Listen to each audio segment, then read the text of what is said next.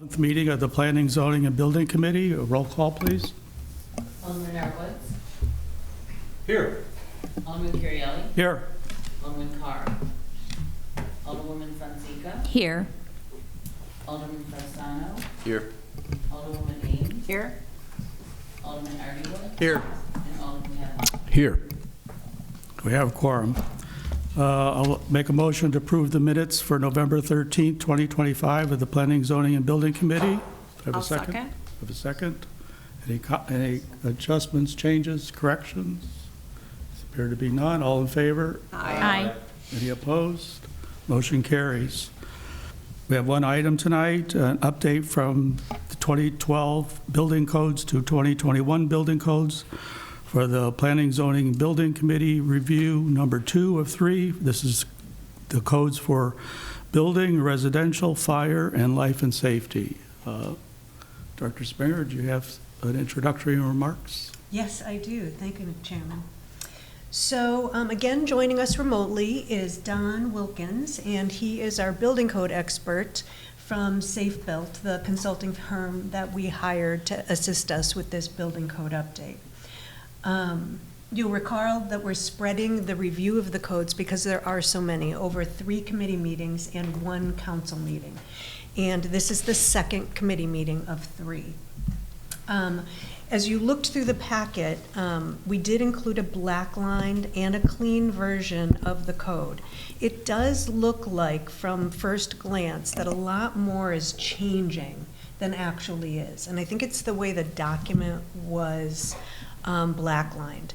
So if there were things being changed within a section rather than changing, a word or two, that section was deleted and then kind of copied over and the changes are made within. So if you have specific questions at all about what is changing, Don will be fully able to answer those questions. And I'm going to give the presentation like last time, but refer pretty much all questions to Mr. Wilkins.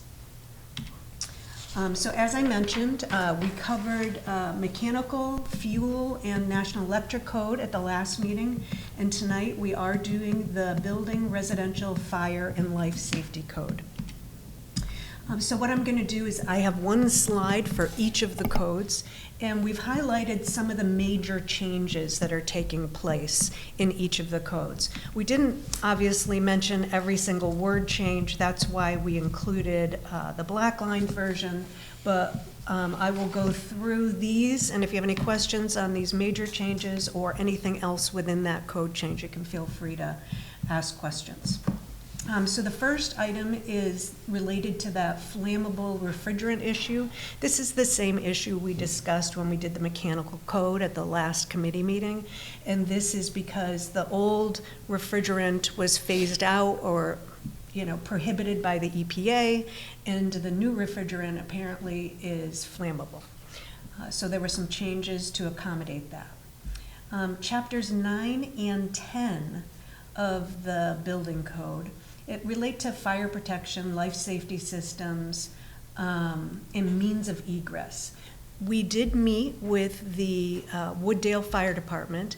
We gave them a copy of the code amendments, and they reviewed them, had some comments, and then we jumped on a call with them, and we reviewed all of their comments. And so some of their comments we've added into these chapters, and really it relates to things like where will the standpipe be located? It has to be visible. And the fire department connection has to be visible. Hydrant placements can't be more than 300 feet apart, that type of thing. And exit pathways have to be clear, those types of things. The third one I wanted to highlight is the fire sprinkler triggers.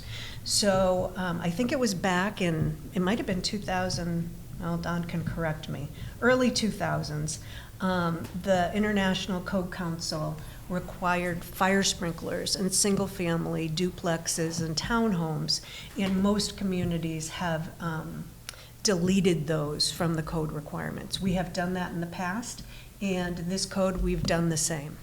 However, when we do eliminate the requirement for fire sprinklers, we revert back to the issue of you need a little bit more fire protection between the walls and the rooms to contain the fire longer so the fire department has enough time to get there.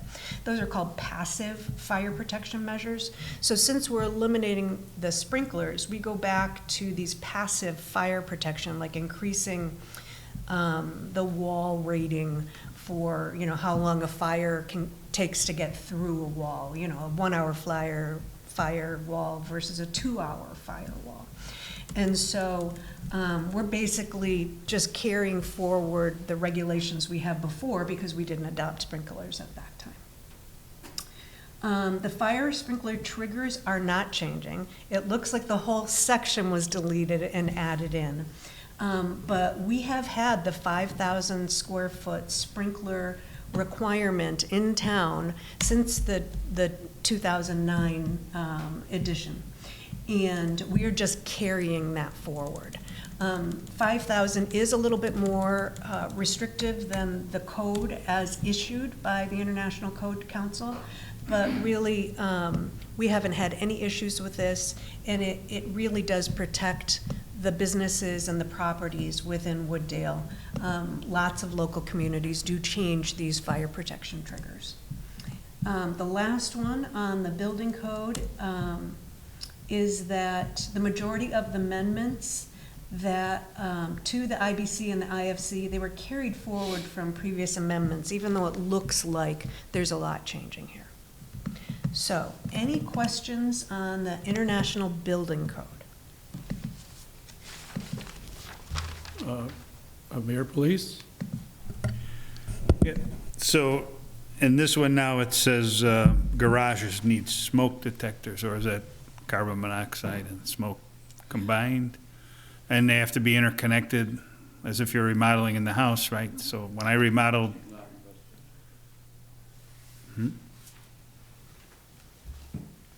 I'm I sorry. remodeled, we had to interconnect all the floors and rooms and all that stuff. So does this part of So- that become part of that? Yes, so there is a requirement for, I believe, a smoke detector. Is it a smoke, Don? If you could No, answer that. it's a heat detector. Heat detector.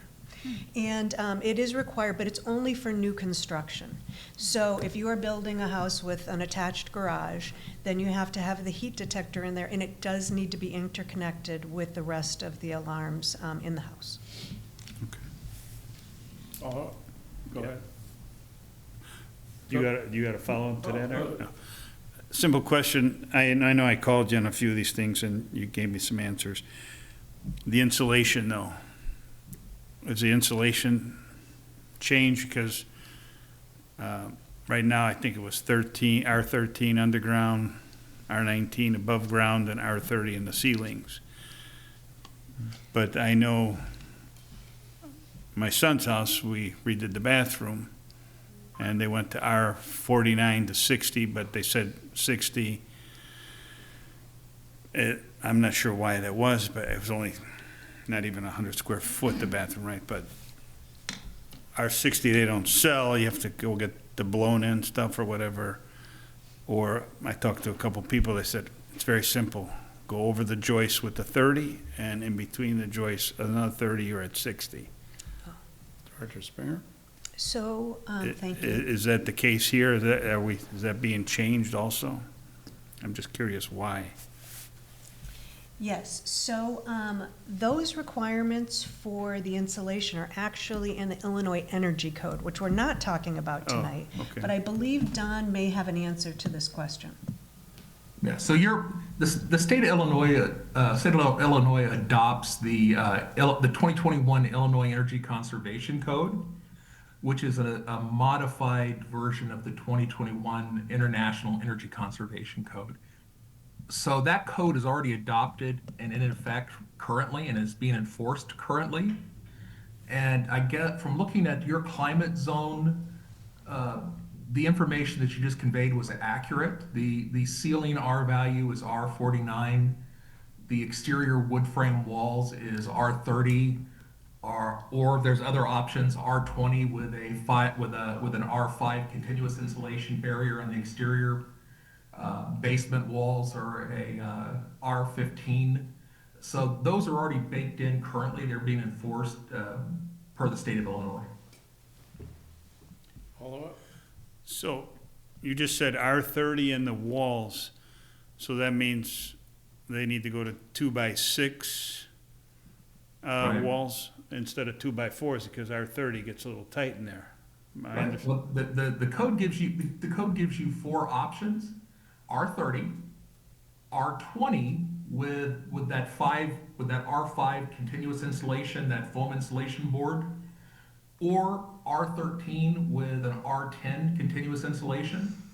So it gives you different layers, but you're absolutely correct. You can't compress fiberglass insulation and still retain the R value. So you'd probably need to even go to a 2x8 if you're gonna put in R30, unless you go to a blown-in insulation. Interesting. So, but there's other options to still meet the energy code without actually beefing up the framing. Okay, I'm just curious because we came across it and we asked why, and well, we adopted this code, the new codes, and I'm like, okay, what does that give us a significant value or something? Right. But okay. Director Springer? The Illinois Energy Code is not changing. We're required to adopt the state, and it gets updated by the state, and we're required to follow it. So that's not changing with this change. Correct, Don? That's correct. Okay. Alderman Woods? Yeah, so this is the IBC, right, that we're talking about. Right. So my whole question line will be the same through the whole thing, the IFC, the IRC, and the IBC. And I know that we just talked about, we're keeping the amendment to not enforce sprinklers in single-family duplex and townhomes, correct? So a lot of times there's ambiguity between the codes, and even though we take it out of one, the IBC or IFC might have language in it. Is that language being removed, or any conflicting language being removed? Director Springer? I will defer that question to Don. Yeah, there is no intention to require single-family dwellings, two-family dwellings, or townhomes to be sprinkled. As Ms. Springer indicated, that came into the code back in the 2009 edition. Prior to 2009, the code addressed fire protection in single-family dwellings and two-family dwellings and townhomes through passive fire protection. And that's where you attempt to compartmentalize certain higher hazard portions of the dwelling to isolate it from fire potentials to allow occupants to safely egress the building. So, logic would dictate that people tend to store things in their garage. I do. I store, gasoline, and I store all sorts of things that you really shouldn't store in garages. But if a fire occurs in the garage, I live at my house, and my house is not sprinkled, and it's less than 5 years old, has that baked-in rating between the house and the garage that'll delay the spread of fire. So we've taken those into consideration to follow the intent of the community, not just sprinkler single-family dwellings. Okay, thank you. Alderman Woods? So on that passive question, years back, we had 5/8 drywall as a requirement in our code as an amendment. Did we keep that in? Or did we Yeah. take that out? Because that was right around the time that they were pushing sprinklers again, and that was kind of the trade-off to drywall the entire house 5/8, which eliminated most of the issues that everybody talked about. And That's exactly right. When I started back as a building inspector in the early 90s, the common construction method was 5/8 type X drywall on the interior side of the garage, and an 1 3/8 solid core door or a 20-minute rated door between the house and the garage with self-closing hinges, so that opening in the wall was actually protected. It maintained some degree of integrity by requiring the door to be closed. If you just push it open, you couldn't just leave the door open between the house and the garage. And when the 2009 code came into effect, and holler at me if I'm going down a rabbit hole. But when the code came into effect in 2009, a lot of those prescriptive requirements for passive fire protection left, because the assumption was you're going to be able to knock down the fire before it spreads. Well, a lot of municipalities don't want sprinklers, and if you eliminate the sprinklers, you have to go back to the way houses were built prior to 2009, which is that passive fire protection. And that's what we did. Okay, thank you. All right. Continue, Director Springer? So this is the International Residential Code.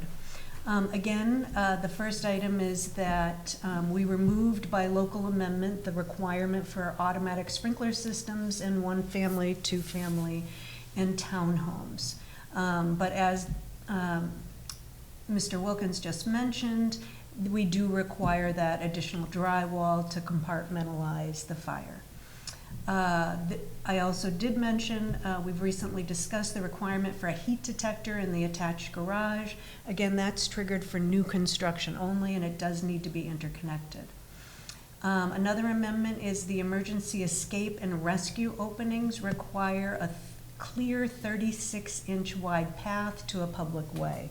So sometimes there's an exit that meets the requirement, but there's all sorts of obstructions in the way. And so the idea is that people can escape the building and make it to safety.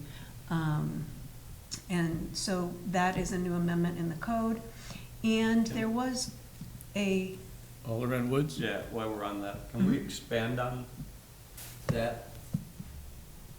That's a Mr. pretty big Wilkins? statement, you know, so the hallway has to be 36 inches, or the hallway can't have any other projection that reduces it to 36 inches, can't have an intermediate doorway that's less than 36 inches, or a 36-inch door even open isn't 36 inches. Is that what we're talking about, or does that come into play? Mr. Wilkins? So this is a new code requirement. And in the example that ICC used for the justification this is new construction, keep in mind, that we're talking about. If you have an escape and rescue window, so that's that window that allows you to get out of like a basement. And, you know, we know the basements are below grade, so you typically have a window well. And that window well creates an obstruction in the path of travel. So this 36-inch requirement has nothing to do with the interior of the building. It's on the exterior side. So it's not only to get folks away from the fires, but it's also to allow access back by fire department to get people out of the escape and rescue windows. So you don't want to create a situation where you're designing a house where the escape and rescue window opens up to almost an enclosed alley or courtyard that doesn't allow direct access to the public way to allow folks to safely egress the building and get away from the fire. So that's what this requirement is. And this is all new construction. This is part of the planning to build a new house. Gotcha. The last item on this screen is the requirement for deck guardrails. The loads imposed on a guard must be transferred to the deck through continuous load path. And so basically that resolves the issue that we've kind of maybe all experienced, where you get to the top of the stairs and you lean on the post and it wobbles. So this new requirement is to address that. Any questions on residential code? That's good. All right, International Fire Code. I don't need to touch on the first one because we covered it with the International Building Code. That was the changes to chapters 9 and 10 related to the fire department requests.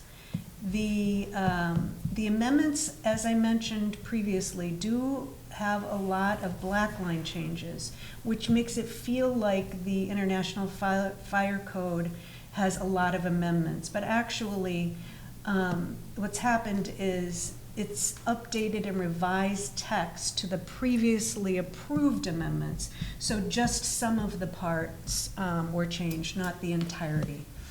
And so in the fire code, like I mentioned, the sprinkler requirements, they all look like they're new, but they're not. Another interesting amendment to the fire code is something I wasn't aware of, but apparently some liquor stores are now buying whole barrels of wines and liquor, and they're bottling it for their customers. And so since they're storing these large amounts of liquors, which are flammable, this fire code addresses that by establishing some regulations for the storage. Are there any questions on the fire code? All right. And the last one is the life safety code. Now, this is a new code we have not adopted before. I ran into this in my last community where we had to adopt it, and I questioned it at that time as well. But the state of Illinois requires that you adopt the life safety code if you're a non-home rule community. Home rule communities aren't required to adopt it, but since Wooddale is non-home rule, we are required to adopt it. And so the life safety code basically addresses new and existing occupancies or buildings. Think of it as a building. And the life safety code conflicts with the building code and the fire code when it comes to new construction. So what's being recommended is that communities that are adopting it adopt it only as a maintenance code for existing buildings, and all new buildings will continue to follow the building code and the fire code. The building code and the residential code. So life safety is for existing buildings. It's like a maintenance code, and new construction will follow the building code and the residential code. And are there any questions on the life safety code? Alderman Woods? Just one, if we're required to do something, how are we then able to bifurcate what we're required to do and only do 50% of it? Director Springer. I will refer to Mr. Wilkins, but I believe, I'll take a stab at it. We're required to adopt it, but it doesn't mean we can't amend it. So, Mr. Wilkins, am I right? Right, and there's a recommendation out from the state fire marshal that, and this is something that Wooddale, if they wanted to actually push back on, I believe the language from that document to the state fire marshal was the life safety code or a comparable code. The IBC and the IFC are both comparable to the life safety code. The reality is the IBC, the International Building Code, the International Fire Code, these are codes that are promulgated and written by the International Code Council. So they've gone through a process and they've been vetted. And the Life Safety Code is a National Fire Protection Association code that's written and promulgated by that organization. So the problem is the two codes have dissimilar philosophies on how they achieve the same result. So if you actually enforce the new construction requirements under the Life Safety Code in conjunction with the building code and the fire code, it's going to drive construction up. And the cost of construction. And I'll give you some real world examples. I was a chief over fire protection engineering for the Nevada State Fire Marshal's Office. And as a state organization, we did not adopt the life safety code. The federal government mandates the use of the life safety code for healthcare occupancies that receive federal money through Medicaid, Medicare. So as an example, if you're, and that's nationwide. So if you're looking at construction for a hospital, they have to design the hospital to whatever local version of the IBC and the IFC, and they have to design it to the life safety code. So when you're trying to thread the needle between three codes, you end up driving up cost because you actually add layers of regulatory oversight. So the approach that we took was, and this was in conjunction with the fire department, was to treat this code as a maintenance code. And in that capacity, it's a very good code for existing buildings. So this would be a fire prevention standard as we're amending it and adopting it. So this would be where the fire department visits an existing business just to check to see if their extinguishers are functioning, if their exiting capacity is maintained and their exiting is maintained. It's a great code to address that. Hopefully that answers your question. I'm sorry for going down a rabbit hole. Well, We could talk for hours. I think everybody'd be bored, but that in part answered my question. I get it. Any other questions on the life safety code? All right. So what we're looking for tonight is a recommendation for approval of these codes with the local amendments. I'll make that motion. A second. Any further discussion? Thank you, Mr. Wilkins. Roll call, Thank you. please.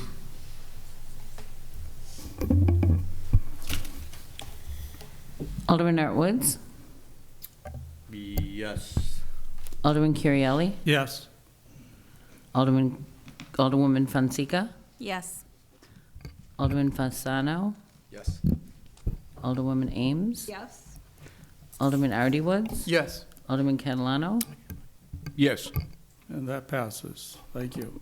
Thank you, Director. Oh, Director Springer. I did want to mention that upcoming meetings on January 8th, the PCB committee meeting will be reviewing the property maintenance code, the international existing building code, and the changes to our local building code, which is Municipal Code Chapter 12. And then a week later, assuming there aren't major changes, we will consider final adoption of all the codes in one ordinance. Thank you. So in addition to the building code update on January 8th, we have upcoming future meetings, Wooddale Park District Special Use for Senior Center on January 8th, the UDO text amendment on February 12th. That I'll make a motion to adjourn. Second. All in favor? Aye. We're adjourned. Thank you. Thank you, Mr. Wilkins. You folks have a wonderful evening. All right, I'd like to call to order the Public Works Committee meeting. Let the minute taker note that the same staff and elected officials are present. I'll start off by making a motion to approve the meeting minutes from October 23rd, 2025. Second? Any comments, corrections, questions? All in favor? Aye. Any opposed? That passes. For report and recommendation, we have one item tonight, approval of an intergovernmental agreement between the Forest Preserve District of DuPage County and the City of Wooddale for stormwater improvements in Maple Meadows Forest Preserve. That is my motion. Second. Director Lang. Thank you, Chairman. Good evening, everyone. We've been in discussions with the Forest Preserve District of DuPage County to use a portion of their property on Maple Meadows Golf Course for a flood improvement project that would benefit the residents in the southern area of Ward 3. Those improvements would be made in conjunction with their golf course improvements and provide about 2 acre-feet of detention in the form of a detention basin. So recently we began discussions on how we would go about utilizing their property, whether it be purchasing the property, a permanent easement, or a license agreement. And it is recommended by staff that we go the route of a license agreement that has a 20-year term for a couple of reasons. First, it has the lowest price tag of the 3 options, a $26,000 fee per acre, as opposed to $200,000, which is their fee for the permanent easement or purchasing the property. And second, it allows both agencies the flexibility to make changes if necessary in the future based on future needs. Happy to answer any questions. Is there any risk with the yearly agreement? I mean, they can't. So it's not a yearly annual agreement, it's for 20 years. Right, for the and then 20 it would- years. Yeah. Once Not- that's up, they can't, I mean, we renegotiate at that time? It What? would be, yeah, by mutual agreement of the parties, we would either extend it or change it at that time. Gotcha. Alderman Catalano? When is that project actually going to start? I was under the impression that it was going to break ground this fall. It seems maybe the early snow had delayed it a little bit, so it looks like it'll be probably breaking ground in the spring. Mayor, please. The extra 2 acres, is that for the whole project or benefits 2 acres to Wooddale? Just curious. That's just what benefits the Entire project. storm sewer system for the southern area of Ward 3. So it'd take on 2 acre-feet of our water. Correct. I'm just thinking for the southern portion that we've been kind of waiting on. All right. Alderman Woods? Yeah, so what particular section is gonna drain into that? So this is around the area of Mary Jane and Mill Road, and what it would do is provide relief when that system surcharges instead of flooding into the street, it would back up onto the northwest corner of the golf course property there. So that's kind of the end of that system there. So it really benefits kind of that whole southern Mary Jane, Arlene, those streets there. So it's an overland flow, as that backs up, that it'll flow to that, there's no mechanical means of piping in the ground, or? No, there is a storm sewer, the flared end section that's tied into the Mary Jane Lane storm sewer system. So when that storm sewer system fills up, it backflows into the basin. So presently, there isn't a basin, Correct. correct? So they're gonna dig the basin, and the existing pipe is gonna run into that Correct. basin. We don't have to do anything other than sign the agreement for 20 years and pay $26,000 an acre.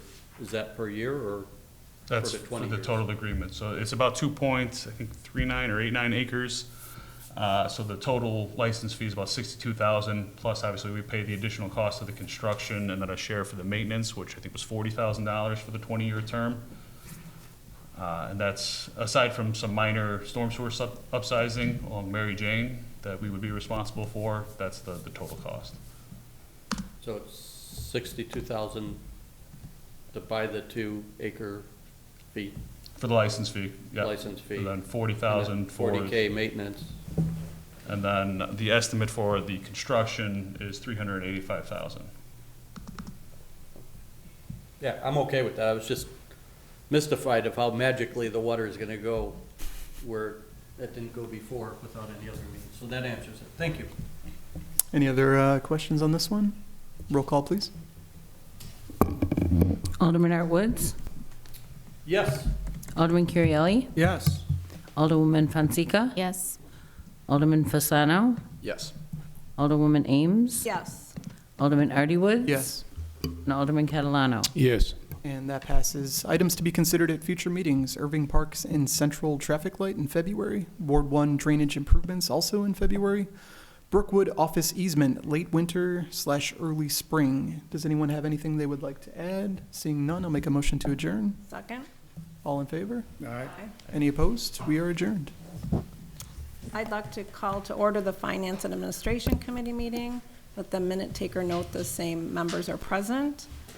I'd like to make a motion to approve the meeting minutes for November 13th, 2025 for the Finance and Administration Committee. I'll second. Are there any questions, comments, corrections? All in favor? All right. Opposed? And that passes. I have 2 report and recommendations this evening. The first is the City Hall project update. Director Wilson, I see you settling in there. I believe you have a few things to say about that. Thank you, Madam Chairwoman. Actually going to defer the majority of this on the front end over to Mr. Mike Elliott from FGM Architects to go through the presentation, and obviously answer any questions along the way or at the end that may come up. So if it's okay, Madam Chairwoman, I'll turn it over to Mr. Elliott. Absolutely. Good evening. My name is Mike Elliott, FGM Architects. We've had the pleasure of working at the city and doing the police station project, and now bringing some of those improvements over here. On the screen, I've got more of a kind of a bullet list of the various improvements we're looking at.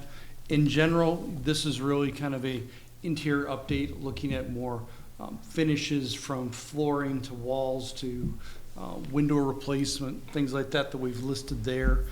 So we're not doing any heavy improvements. We have some areas that have some more detail that we'll get into as far as, ADA toilet room with the lobby space, the additional office space and administration, as well as some of the fire technology, fire alarm panel.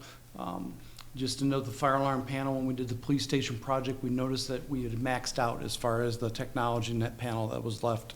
It was one of the original pieces, so to do any additional work, it's gonna be impacted. So that's why we put that into the scope of work. And we also, I'm excited to show some of the second floor lunchroom and some options for this room as well. As noted, the last two, we are looking at we're going to build in some cost options for that one, as far as whether we do this work or not, in two different options. Here's some more graphics that show the first floor as far as bringing the one toilet room up to an ADA size, because right now there's the two smaller toilets off the lobby space, so the intent would be to combine those, to bring those up to we spent a lot of discussion on codes tonight, so this would bring that up to a full ADA as far as the size and all the requirements off of that, off the lobby space. As well as then on the second floor, this green area is showing the way to create an additional office space. It actually, as we noted here, starts to free up one of the conference rooms now that has been used for an office. So we're actually taking some basically unused space. The council room and exec session. This is the one I had mentioned as far as to create a couple different alternates. One alternate would be to maintain the space right now in its current configuration, but basically give it an update. The idea would be to update the carpet, remove some of the vinyl wall covering, things like that, and just kind of bring it up, as well as some AV needs. With this, we would be leaving the executive session and all the spaces to the east here in its current configuration. Yeah. With the one downside, this does maintain the dais in its current configuration, which unfortunately we don't get some of the extra space, which is one of the desires. So in this option, we're doing more of a larger scale renovation to this space and expanding the size of the dais and actually rotating the dais instead of along the east wall. It would actually rotate around and actually be on the north wall. So with this, we're providing the additional seating there, as well as a dedicated area for staff, which would be along the one side, as well as the audience seating would actually be facing the other direction. We'd be looking at some different audio-visual solutions in here, as well as with going to more of a solution with monitors at the different stations as far as the dais, and more monitors on the side for the audience rather than the one large one at the end.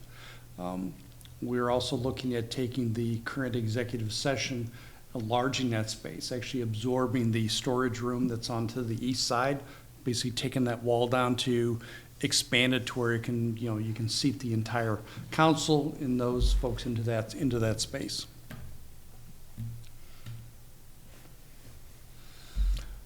This is a rendering of the proposed space as far as kind of redirecting this entire room, with, looking to update some of the ceilings and lights, adding some additional acoustical treatment on that back wall that can also be a decorative feature, with some additional signage as we've shown, new carpeting, paint, and those different items to kind of take it into some richer woods and things like that. If you guys remember the police station, to where we changed some of the wood colors, got away from some of the golden oak, and kind of made some richer colors.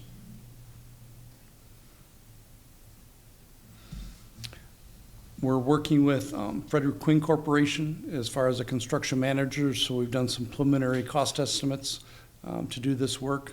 So the base renovation cost that we're showing, which includes the heavier renovation in this space, comes in at $1.8 million. And then we've done various lists of some soft costs below. Some of these are allowances. One I want to point out is the mold remediation allowance for $75,000. We've included in this line item because when we did the renovation work at the police station, we found some areas of mold and such behind the wall covering when we pulled it down, especially when we started to do some of the window renovation work where we had some water infiltration and things like that. So we're trying to get ahead of it. Hopefully we won't run into it. We want to anticipate it based on the information we had found over there. We've got an allowance for updated furnishings, technology allowance, consulting fees, and testing allowance. So that brings our total project cost to $2.8 million. And then we've broken out a alternate if we were to not do the extensive renovation of the space and just keep it to more finish updates alone, that'll be a savings of $409,000 for this space as well as the executive session space to kind of basically leave those in the current configuration with just a finish update.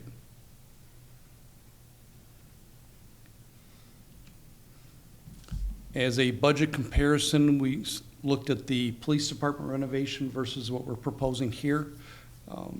The police department project was done in 2024 at a construction cost. This was not including soft costs. This was just the construction costs.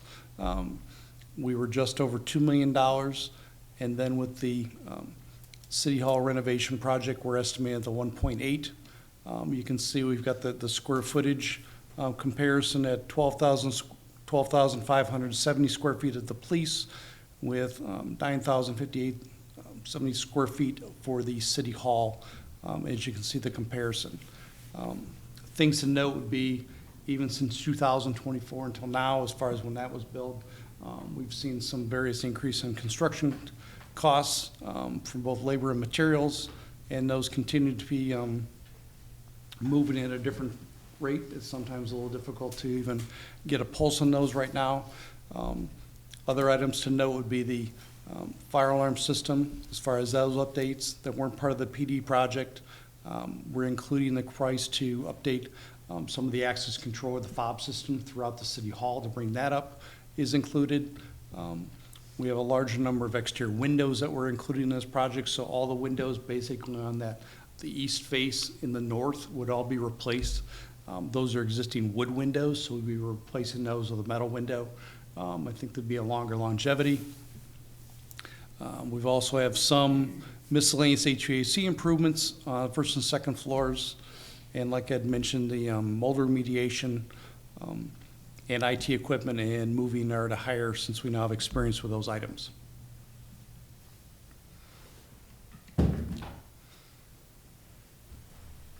I'm going to turn this one over to Brad.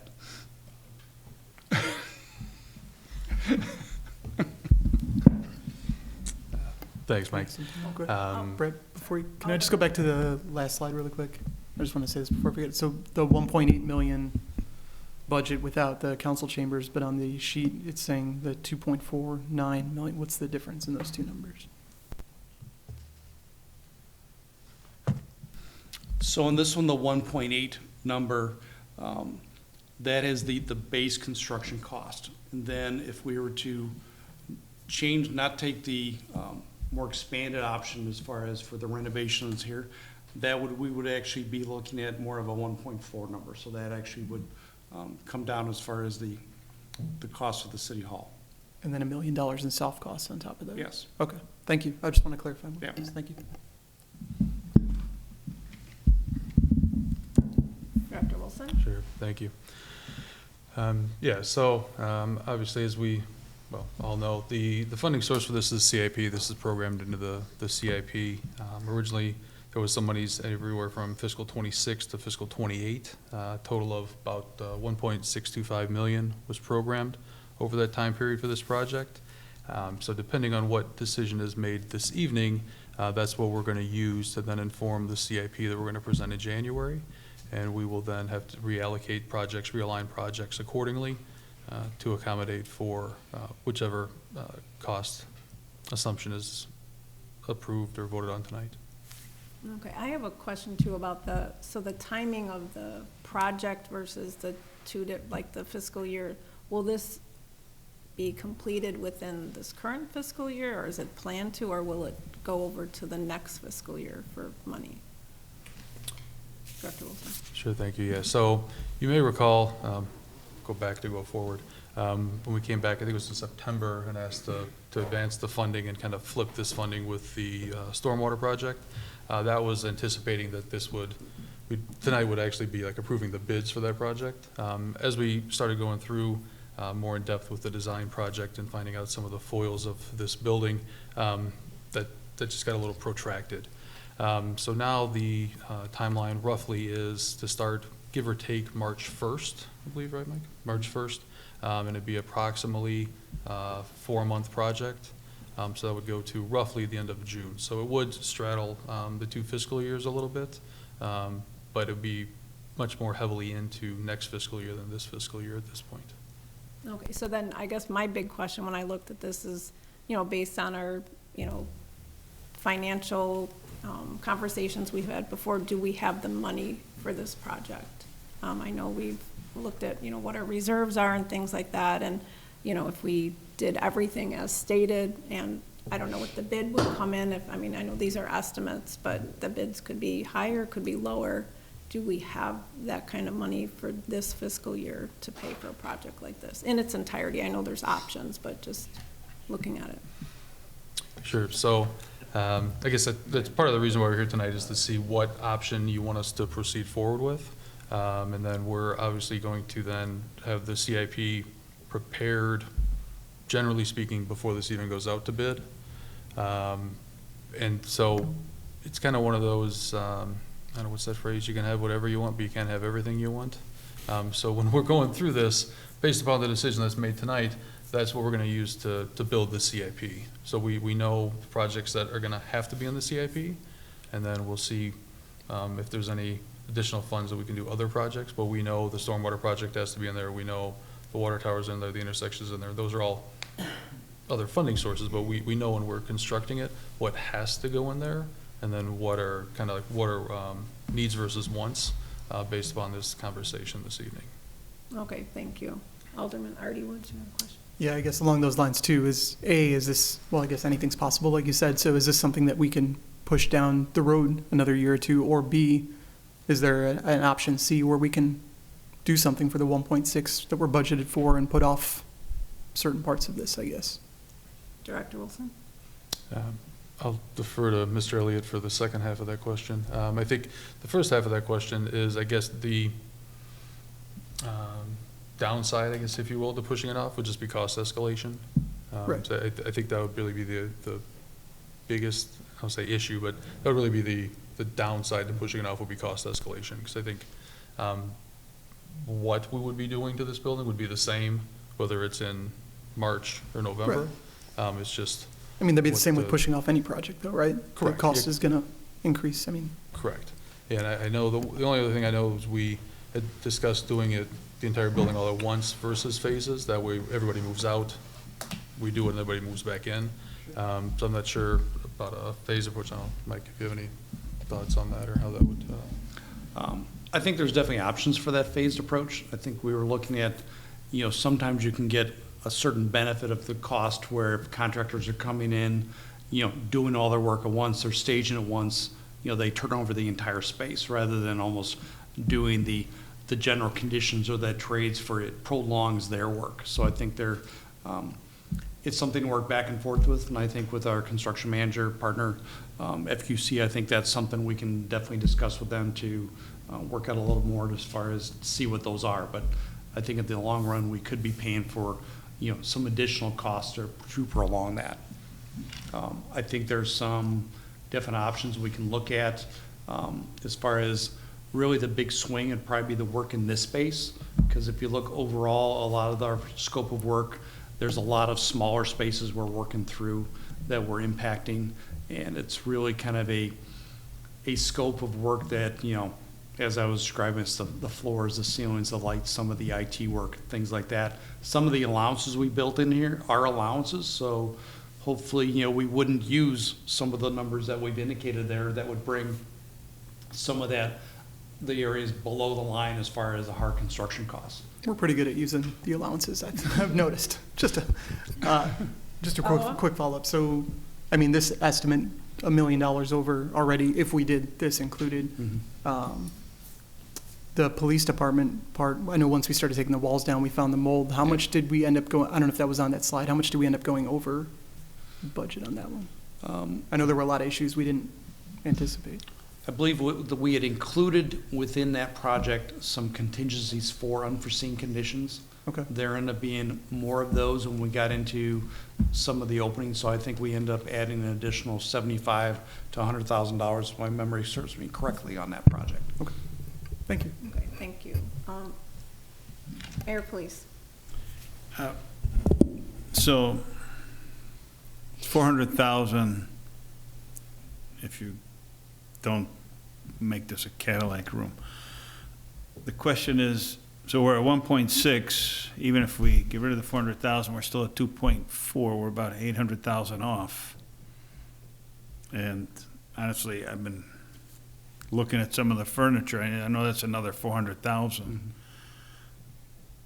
I know with the police department, we gave them all new furniture, but if I remember right, we had some 2x4s holding up some of the stuff. I don't think we have the same exact problem here.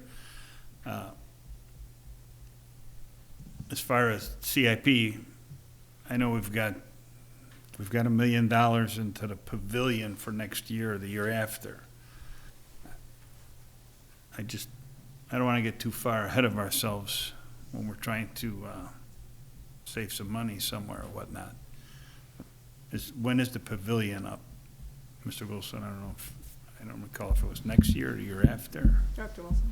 Sure, thank you. Yeah, there was money, I don't remember exactly, but I believe in the next 3 CIPs for It's over 3 years. park. So it was rather nebulous as to what the direction with that park was going to be, or what was going to get, how that phasing was going to go. But it was over a number of years. Yeah. I mean, don't get me wrong, I'd like to see us get rid of the windows and open up these walls and see if there's any other mold, because I guess we found mold by the windows, right? Yes. In the police department. Make sure we try and take care of all that stuff. I'm not too worried about this room, I mean, so we give it a paint job or whatever. I don't think we need all that fancy. Okay, are you done? Yeah, Okay, I yeah, just yeah. wanted- Okay. Alderman Artwood. Thank you. Again, we've had many discussions about budget and shrinking income resources that we're gonna have to deal with. So I'll file this under needs versus wants. I'm not saying that some of this stuff isn't needed, how badly. The office and stuff, I guess we gotta do what we gotta do. But I'm not interested in all in fixing this up and telling people a month ago, we debated over 20,000 for Prairie Fest, and now magically 400,000, 500,000, those aren't numbers that we're worried about, you know. We can't continue to talk about reducing our spending and at the same time bring these projects, which at least part of this project would be a want in my eyes, not a need. So I'm not completely against the project because there's a lot of stuff over in the office area that probably needs to be taken care of. I don't sit there all day, so I couldn't tell you. But I can tell you, I have no desire to spend one dime in this room and tell people that we're spending that money when we can't do other things. Alderman Fonseca. In the option that was discussed, you put the executive room and the council chambers together in a package. Is there an option to maybe just focus on the executive room and leave the chambers? I think we can easily create that as far as we didn't do that specifically, but I could see that one being maybe to combine those spaces. We have to move some mechanical flues and things of that nature as far as to do that work. But I think we could probably be in the neighborhood of maybe $150,000 to redo that whole area of the building, maybe less as far as to dig into it. I have a question regarding the mold. I know that was a huge issue and something that we were not aware of when the police section was done. Have we preliminarily looked at anything here to know if that's a problem, or you don't know until you start working on it? We have not done any destructive testing to open those things up, just to kind of like, we almost didn't want to crack that seal as far as to pull that back. We're trying to be proactive and think about it since we didn't, find it out there that we were planning for it here. It may or may not happen. It may be a smaller piece, so we just don't know, but we want to plan for it. Sure, okay. Alderman Fasano? Yeah, excuse my ignorance being new up here. So you guys are an architectural firm and I understand construction estimates, right? It's kind of my background. But FQC is a partner company that's who's putting these numbers together? Am I understanding this correctly? They're a construction manager, FQC. yes. So is this project opened up to bids? You're just using them as a PM, Yes, and they're gonna subcontract that out to? yes. Some, contractors. So why aren't we taking bids for this project?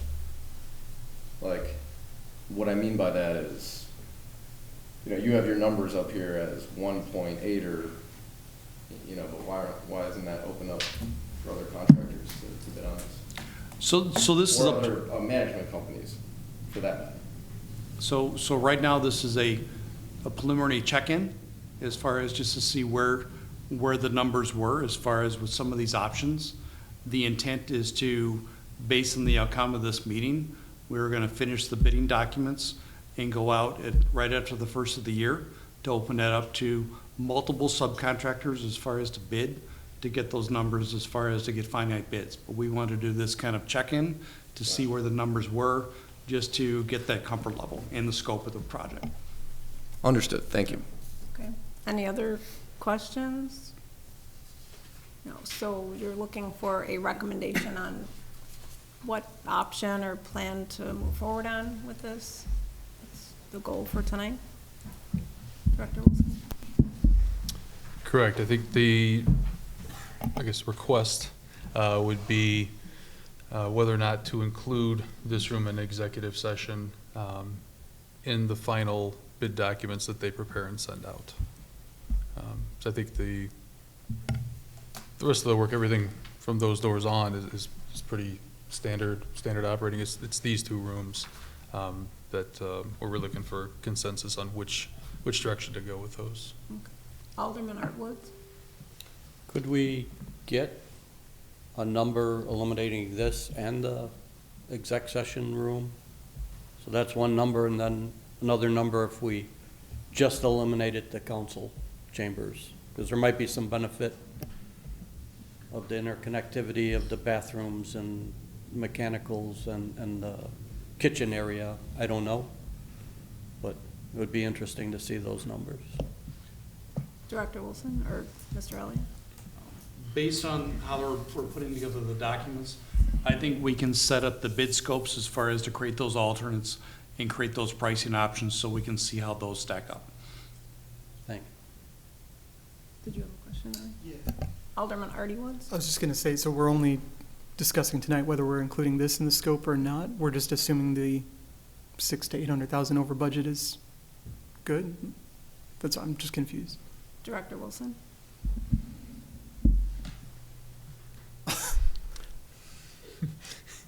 I appreciate the thoughtfulness and the response that's about to come. Yeah.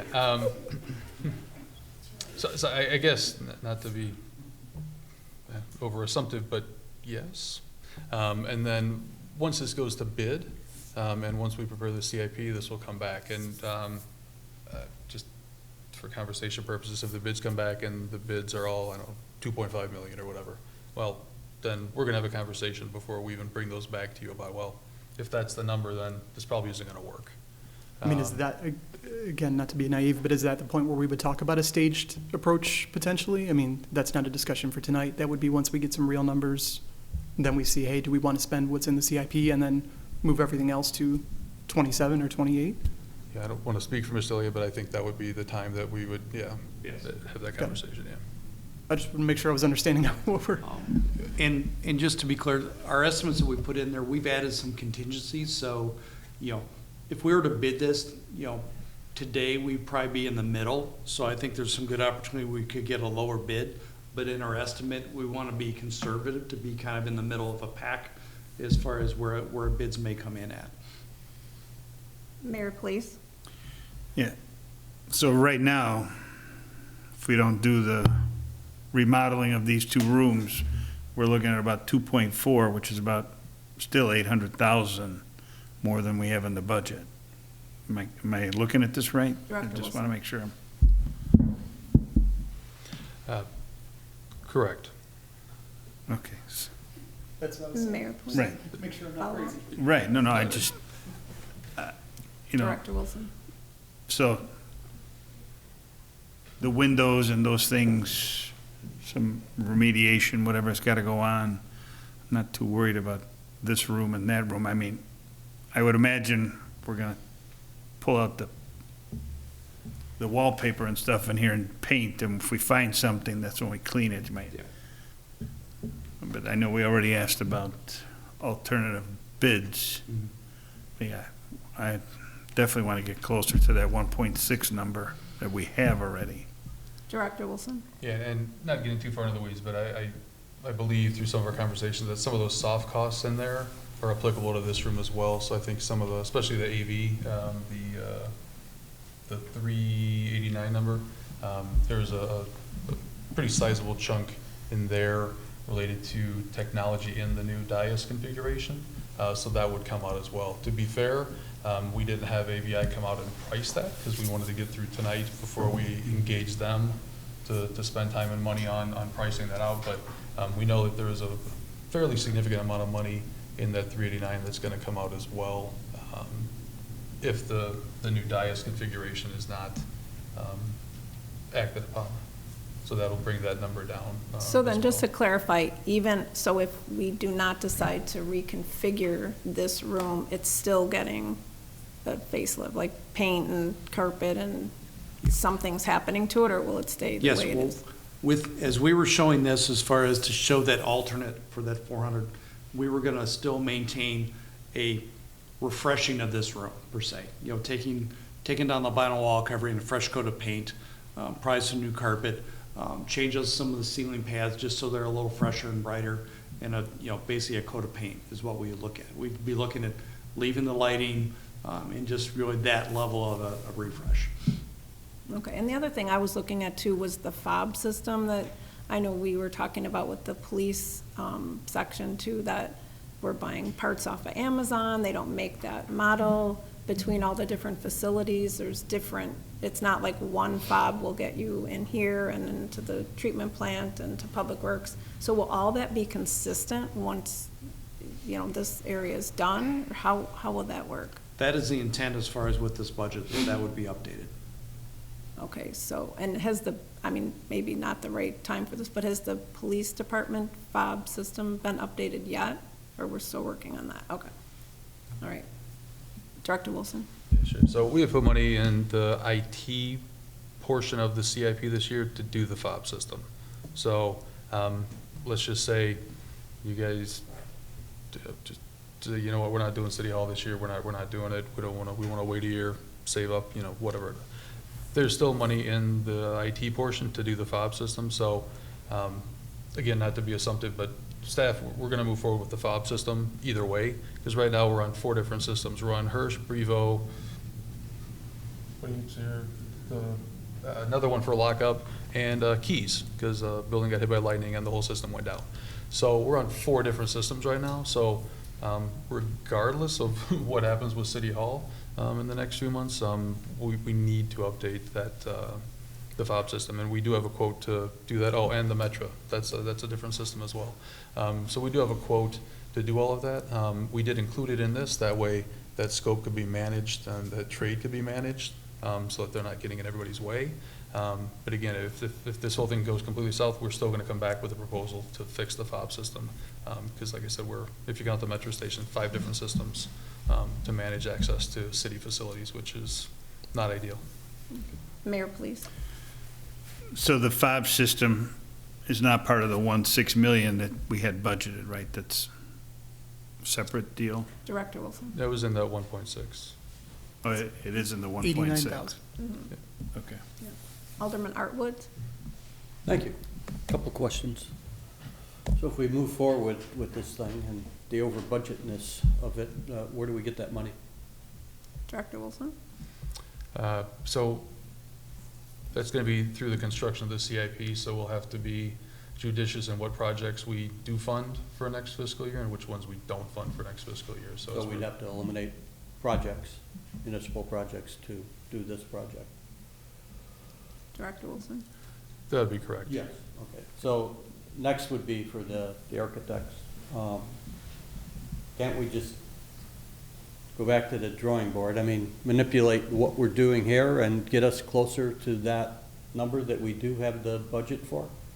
Instead of us guessing what that number is? We went back and forth and going, we take this out, we take that out, you say 400,000, and Brad says, well, that's gonna reduce this number and that number. Can't we just run that through the calculator and have Fred Quinn tell us what those numbers are, so we can really make an informed decision up here? Mr. Elliott?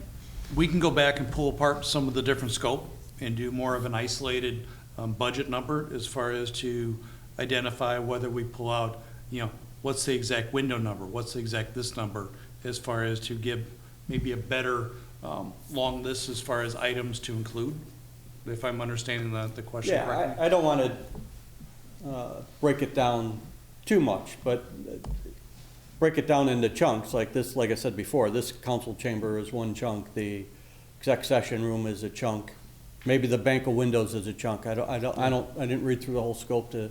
I'm just trying. analyze I'm it. using it as an example just Yeah. to try to identify some So of those scopes of you work. guys have better control or command of those numbers, and what would it take? Give us a scenario how we get closer to the budget number that we have. Okay. And we don't have to eliminate something from some other projects to make this happen.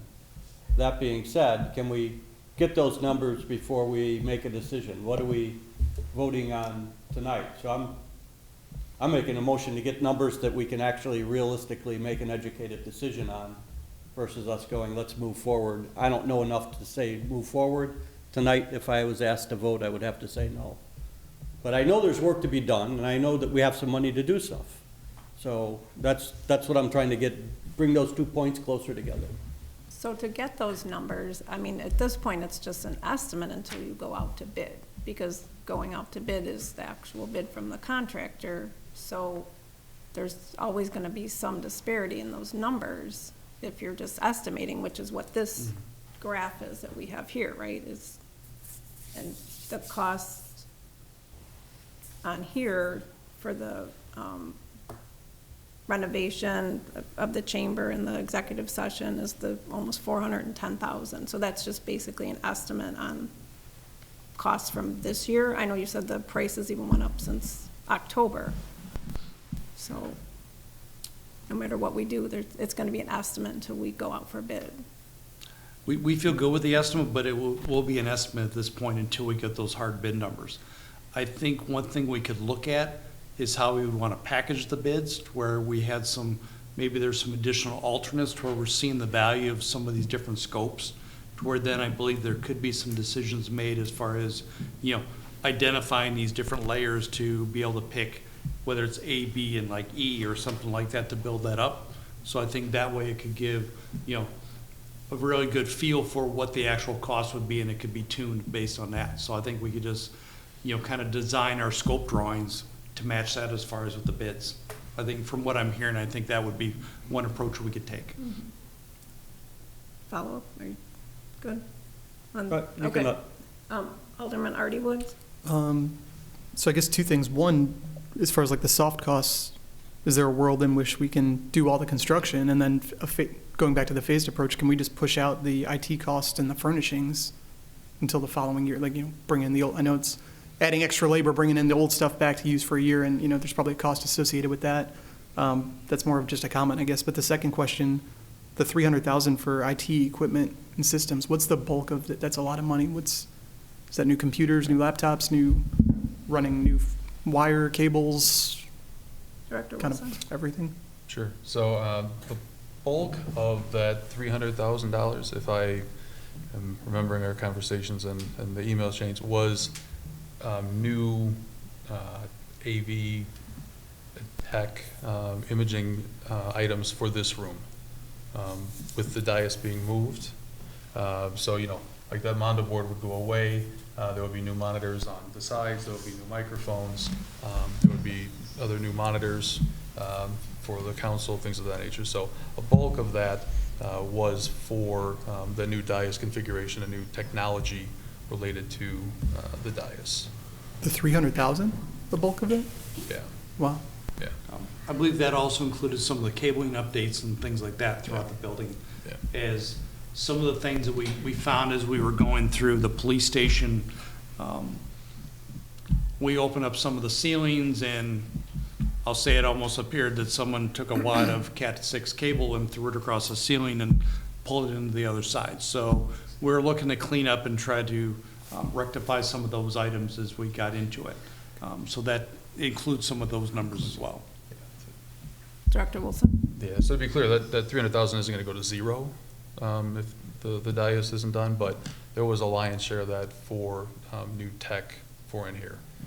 And just Just in my new- head, even thinking if we got 12 new monitors and a couple fancy, I mean, we're nowhere near 300,000. Yeah, it's that's not. Unless I'm just missing something. Yeah, you know, we did, when they did the Cat6 over there, they did pipe it into this side of the building, so it's already here. So rewiring this side of the building is gonna be a lot easier than it was on the PD side when they had to clean up that spaghetti bowl that they found above the wall over there. So, yeah, that number's not gonna go to zero, Right. but it is gonna go down quite a bit. And to your point, every time they come out to do something, it does kind of catch me off guard how much some of this stuff. But all the some of tech stuff- we have today is working. If we were to push off that as a chunk or a category, Mhm. I mean, that could be something easily. Cleaning up wires or replacing a few monitors, or that's the kind of stuff we can do as needed, not necessarily have to include it. Correct, yeah, so if the dais stays. where Right, if it we're not is, touching this room. then- Right, yeah, then, yeah. but Aside from the cosmetic wallpaper. Yeah, or like I whatever. said, a significant portion of that number goes away, not all of it, but Right. a sizable chunk of it goes away. Alderwoman Fonseca? So if that 300,000 is associated with the dais moving, then what is that 410,000 associated with? I thought that's what that was. If everything stayed the same, then we wouldn't need that 410,000. And that was associated with it moving. It's just the hard cost. Mr. Elliott? Much of that is a hard cost in actually constructing a new dais in this other configuration. It was basically tearing out where you're sitting today, redoing the entire ceiling, and kind of almost stripping this room down and reconfiguring it, as well as the room, the executive session room next door, as far as tearing out the storage room, expanding that entire space, relocating some of the existing mechanicals going from the basement up through the roof, so all that would have to be moved. So it's really a lot of those items are included in that $400,000. And it's really the physical hard construction pieces. Follow-up? Yeah, I just wanted to confirm. And so if that dais doesn't get moved, that $410,000 would not be needed. And there would be a reduction in the 300 plus other items like furnishings, technology, all of that. Correct. Alderman Catalano, did you have a question? I was just asking. And when's the last time we had those video cameras put up? Wasn't that recently? About a year ago, maybe? A couple of years ago? 2 years. So then we're not going to utilize those if they do the renovation? No, yes. Mr. Elliott or Director Wilson? Yeah, we'd utilize some of those newer elements, but a lot of it, as we were discussing, is some of the newer screens, some of those redoing the cabling as far as with the entire moving of the structure. But I think something like that is something we could definitely salvage and reuse as best we can. Okay. Alderman Artwood? Thanks. So I think this has been a great discussion. Everybody's got very similar questions and the same concerns. It's how do we get closer, at least what I'm hearing, how do we get closer to the number that we have? Because I know what's going to happen when we talk about the cameras, that technology is old. In technology years, you bring in a new system, I'm going to be told in 2 years it doesn't work. That's just how this stuff works. It would be nice, we've all mentally added, subtracted numbers to get there, but I think if we see it on a piece of paper, have yourself and Fred Quinn, right? Go through this and put the numbers down, I think we'd be in a better position to approve something. So, I definitely appreciate the feedback tonight. This is really kind of getting what we're looking at this preliminary stage. So now we can, design the bid to, give you that information so you can make those decisions to have a base that's at that level, and then we can work it up or down. Okay.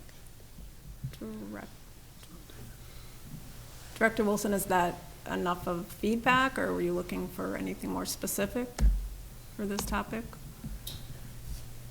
To come up with a detailed kind of each area, what the cost is for certain options or alternates for the project?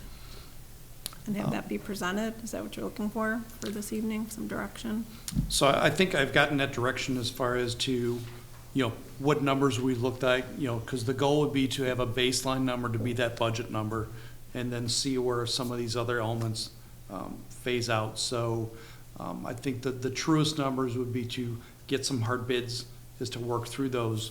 But based on the feedback tonight, we can define those alternates, that bid form, to be able to have that basically itemized list that we can work up or down, I think, to really get us there. There's some of the allowance numbers we would want to maintain until we start to open up walls to maintain those things. We won't know, but I think we'd have some of the hard bid numbers to really make good decisions on. Okay. Director Wilson, any final comments or? Yeah. Yeah, I guess because we're planning initially on going out to bid in January, which is when we would have the actual numbers. But to Alderman Woods' point is trying to refine these numbers down a little bit better before that goes out.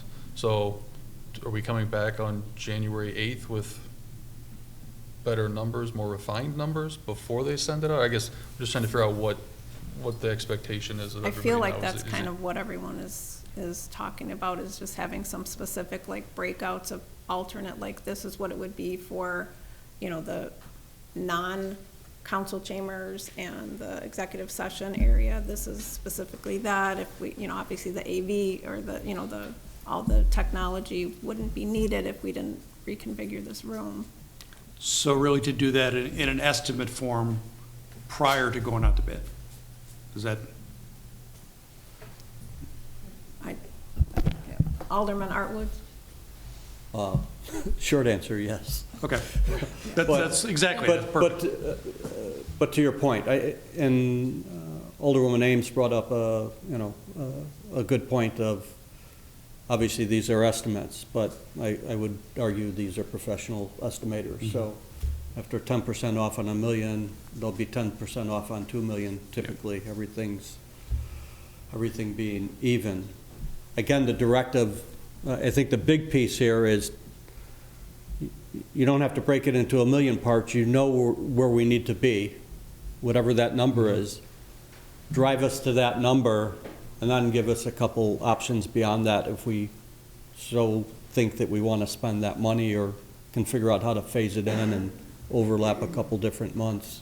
Give us greater flexibility in blending it into the budget, which is strained already. Yeah, and if from what I'm hearing, if we budgeted, what was it, 1.6 million already, that was the number? Is that, okay. So, and then, like Alderman Fonseca said, like if we just reconfigured that room there just so that everybody can literally fit in the executive session room as another option for, cost for that. You said it'd just be a wall, but everything's just this until you start tearing off the wallpaper, and then I know things can get a little hairy after that. So that would be a nice option to see some of those things to add in, similar to what we did with the park, just how much does this cost? How much does that cost? So what can we get for our 1.6 million, and then to add on, some of the other things, just to see a format like that to look at. Is that reasonable that we could get something like that by the January, is it 8th meeting? Yes. Okay. Anyone else? Oh, Alderman Fonseca? Just for clarification, so we have the single spreadsheet with the master budget that breaks the different areas down. So me specifically, what I'm looking for is a revised scope and assumptions. So it may be multiple options. You heard all of us what the priorities are. So that's basically what I would be looking for. Okay. Thank you. Great. Okay. Anyone else? Okay, so you have direction on that. Do we need a roll call or vote? I mean, we're not doing money, so, okay. Thank you very much. Nope, this Mr. feedback was Elliott. great. Appreciate you being here and answering all the questions, so. Thank you. Great. Thank you. Thank you. So our next item is the fiscal year 2025 audit report. Director Wilson, I believe you have an update on that.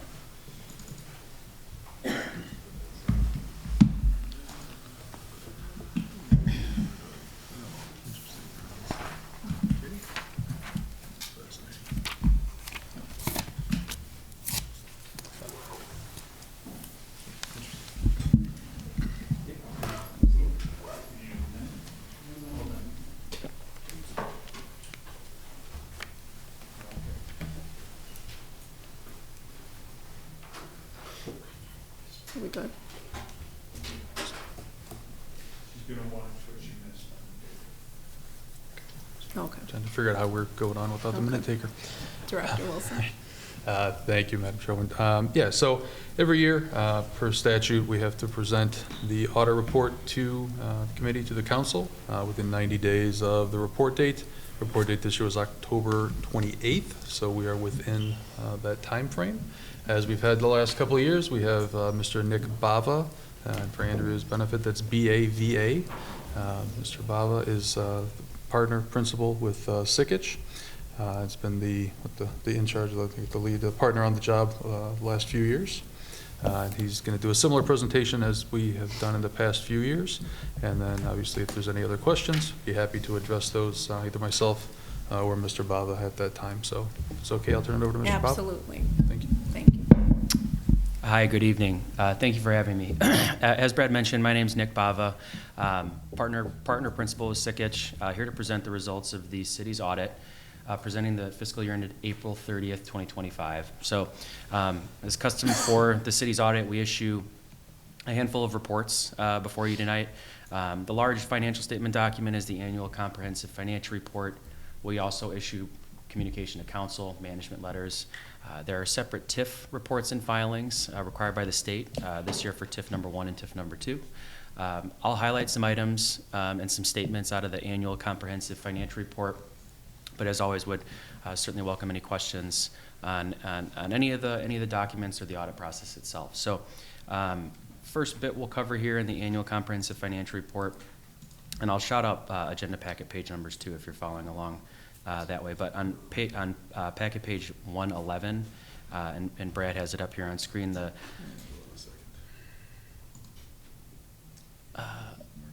see on the further on the right. Keep going, keep going, keep going. Go up. There you go. There you go. Oh, there we go. Backwards on my computer. It's the other way on my computer. Okay.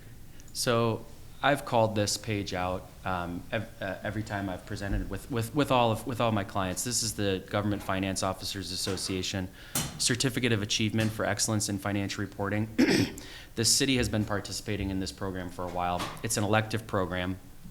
And as a result, the city issues a comprehensive report. So what that means is the city is going above and beyond the minimum financial reporting requirements that are set by the state and by accounting principles. So what that means is that this report is prepared in the utmost spirit of full disclosure and transparency to council, to residents, to those that are interested in the fund balances and financial positions of the city as of April 30th. So this is the 38th certificate of achievement for excellence in financial reporting. It's a big number. I work with a lot of local governments.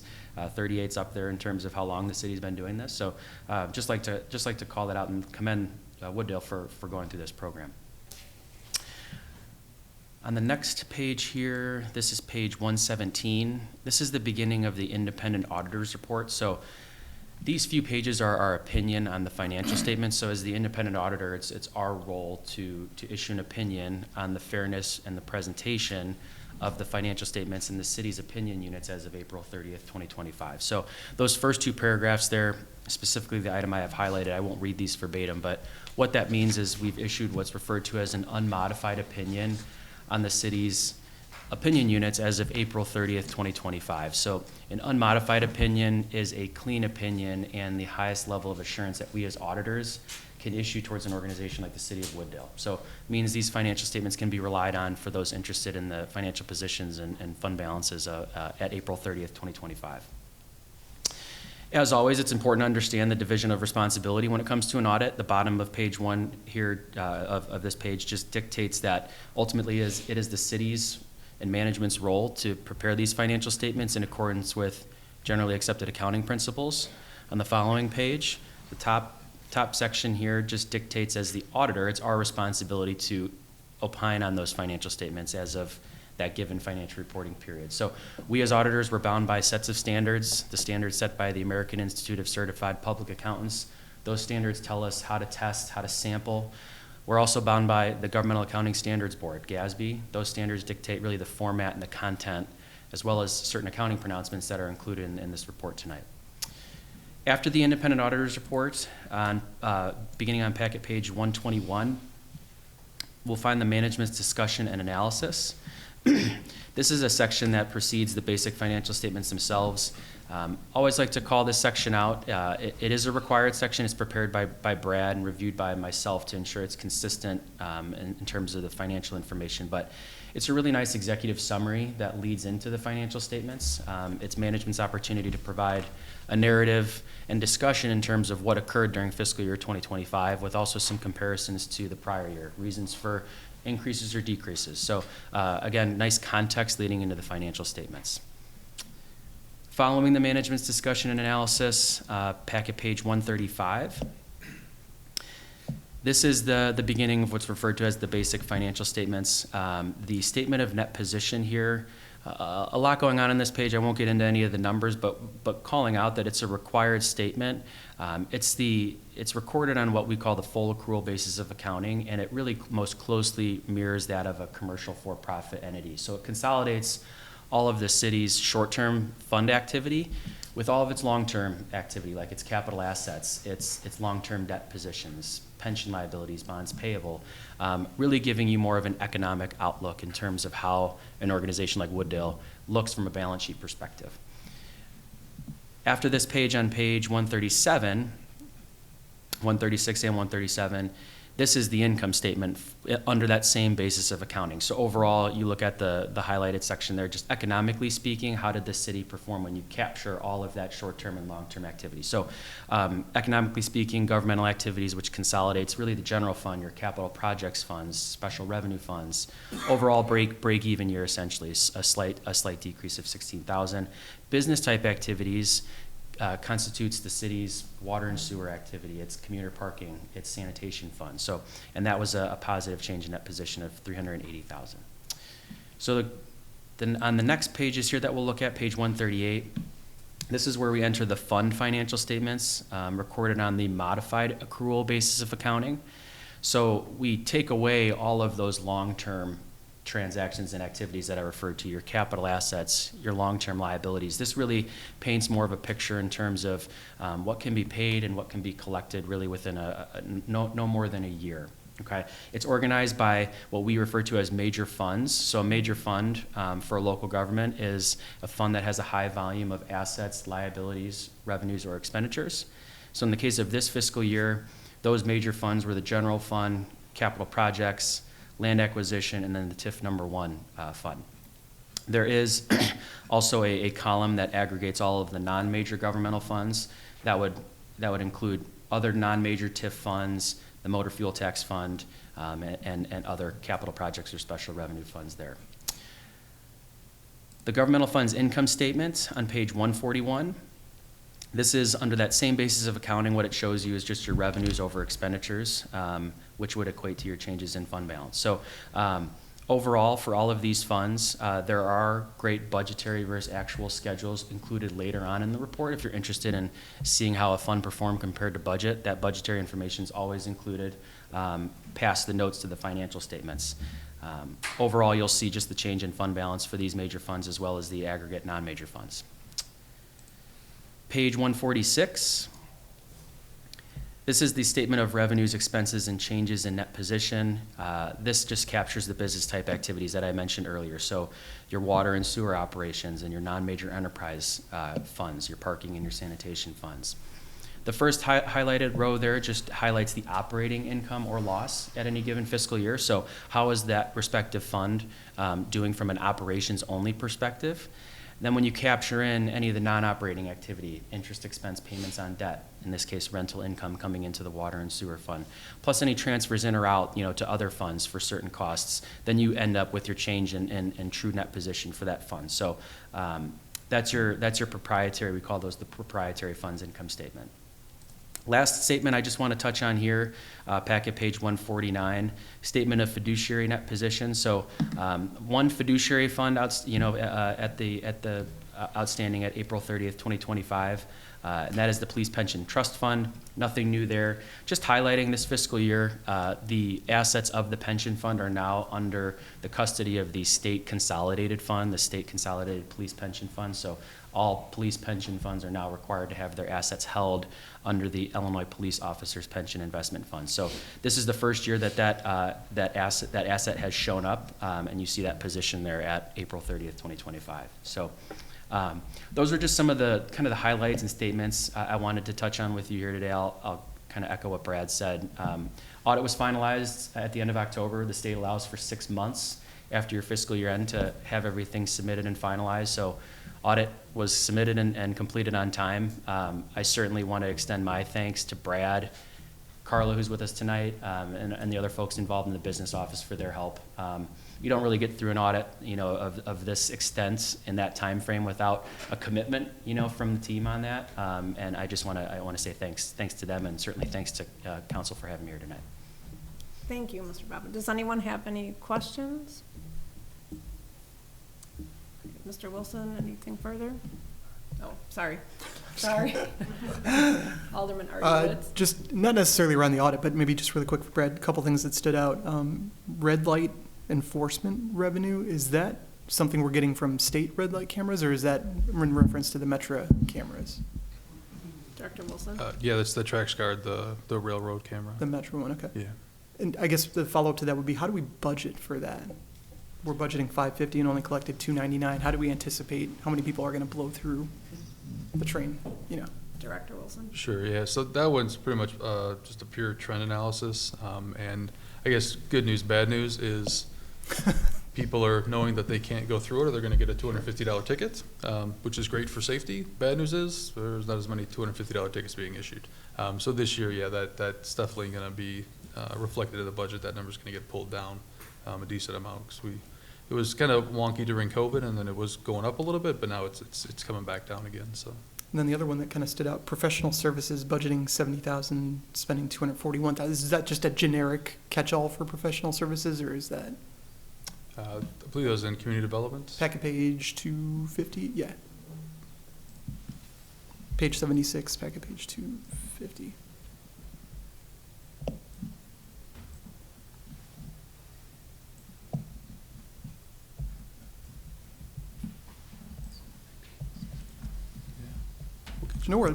It just stood out as being way off, and super generic professional services. I don't know what that. Yeah. The CD, yeah. So that particular one was community development. I believe last year when we constructed the fiscal 25 budget, there was a little bit more money baked into salaries for downstairs in CD, thinking that we would be able to hire people to perform those services. When it became apparent that we could not, then we switched over to the model with the HR Green and outsourcing that. So that makes sense. Yeah, so that's why that number is kind of so far out of whack. 'Cause we weren't sure where that teeter-totter was going to land. Makes sense because we were way under on salaries, so if we're over. Correct. Yeah. Thank you. You're good. Any other questions? Okay, I'd like to make a motion to approve the fiscal year 2025 audit report. There's a second. All in favor? Aye. Aye. Anyone opposed? And that passes. Thank you, Mr. Baba. Appreciate all the information. Items to be considered at future meetings. We have the fire department TIF on January 8th, the new audit contract on January 8th. Also on January 8th are the water meters. I would like to just make a request for that. I know there was a a lot of information presented from Mr. Murmas about the challenges with the water meters and the replacement. So can we be presented with like a few different options for that? I know we talked about this previous to having a contractor come in and do it, but just, I don't know what you're preparing, so. Yeah, we're actually going to throw some more information out there in the manager's report tomorrow, referencing some more information and options we'd bring to the committee meeting. So you'll begin some tomorrow, and then, of course, more options at the committee. And then as long as I'm talking right now, another future item, City Hall remodel Part 2 of January. Yeah, of course, yes, definitely, thank you. And then the final item is CIP on January 22nd. Does anyone else have anything? Alderman Artie Woods? Manager Murmas, you can correct me if I'm wrong. So would this be Finance and Administration or Public Health and Safety to talk about the city street parking codes? Public health and safety. But we can add it. I was going to say, since we don't have that committee meeting tonight, can we, thank you. Okay, Alderman Artwood? Yeah, when we bring, Jeff, if you could, when you bring back the water meter information and options, there was a lot of statements made in the manager's report of addressing some of the downfalls, issues, shortcomings, whatever you want to call them. Can we monetize those? You know, we're saying the meters are failing and they're not counting people's water. How much money are we actually losing on that, right? And the different categories that you brought up, what those breakdowns are, what do those mean financially? I'd like to know what that is to, again, be We were able to going to make cover a. those, yeah. Excellent, thank you. Okay, thank you. Anything else? Okay, I'd like to make a motion to adjourn. Second. All in favor? Aye. We are adjourned. Thank you so much.